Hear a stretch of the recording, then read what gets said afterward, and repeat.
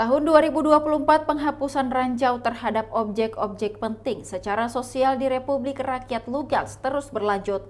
Para pencari ranjau dari Pusat Pekerjaan Ranjau Internasional Rusia melanjutkan pembersihan ranjau di wilayah LPR.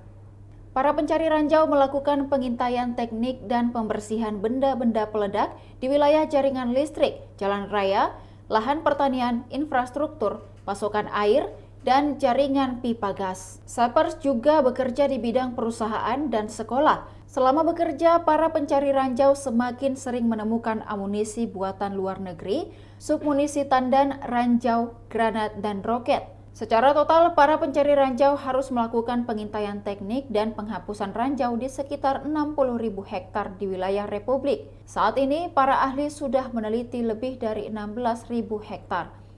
Ungkap Kepala Kantor Perwakilan Pusat Pekerjaan Ranjau Internasional Angkatan Bersenjata Rusia di LPR dengan tanda panggil Desna.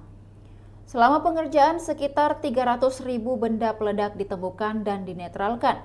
Sejak awal tahun 2024, tim ranjau telah memeriksa lebih dari 500 hektar. Lebih dari 6.000 benda peledak dari berbagai jenis ditemukan dan dihancurkan.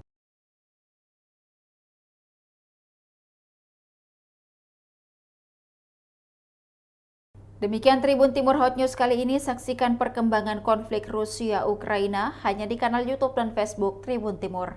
Download Tribun X sekarang, menghadirkan lokal menjadi Indonesia.